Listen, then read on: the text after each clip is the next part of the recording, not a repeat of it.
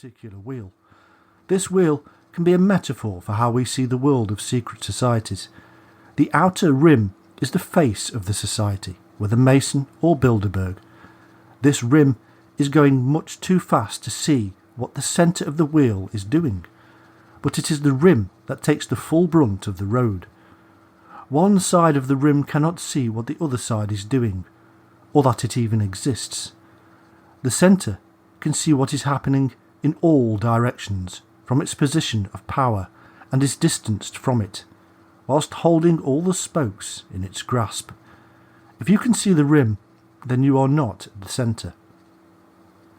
By the fact that there exists rim at all, we know there must be a centre.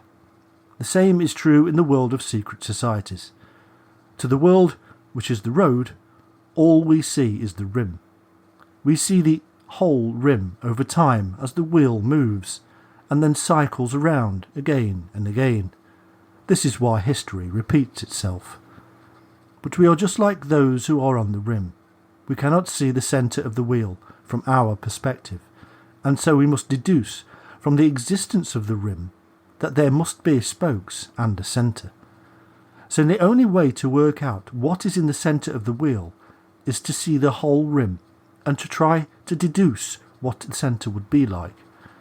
We need to write down a few of the candidates for the job of our outer rim secret society, or suspicious organisation.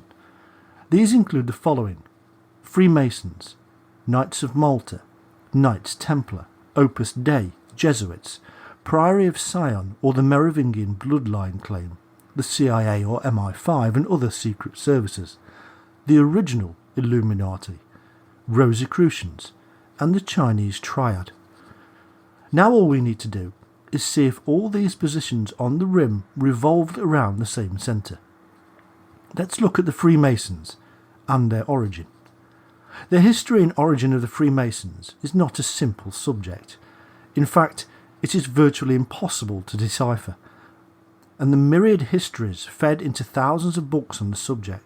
Many Masonic historians try desperately to claim that their lineage stretches right back to the Temple of Solomon and the builder Hiram Abiff. They are even told it as a fact in their ceremonies. Others claim descent from Roman and Greek stonemasons and the Roman augurs, who had special knowledge of the lay of the land and energies related to our modern-day perception of ley lines and feng shui. There can be no strict proof for any of this, albeit likely that the secret knowledge has been passed down the centuries from one adept and initiate to another.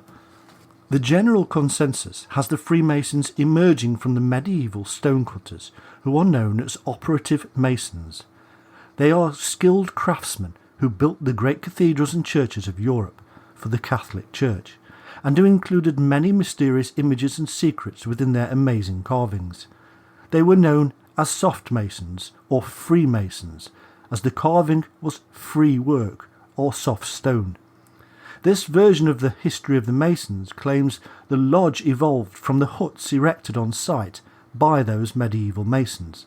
As time progressed, the Masons grew in power due to the demand for their services and formed groups or unions which became known as lodges.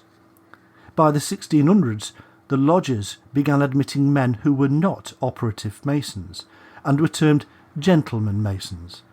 The terms developed over time within the operative Masonic lodges and were taken on by those gentlemen masons, becoming part and parcel of their ritual nature.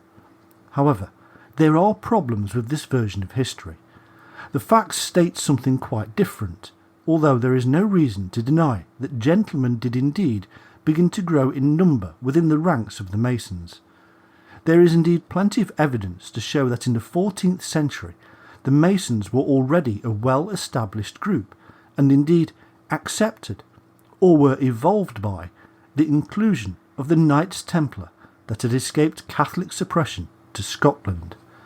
The first official documentation we have is from 1356 and is actually from England, and describes the formation of the London Masons' Company and the ordinances governing the lodge that was already established at York Minster.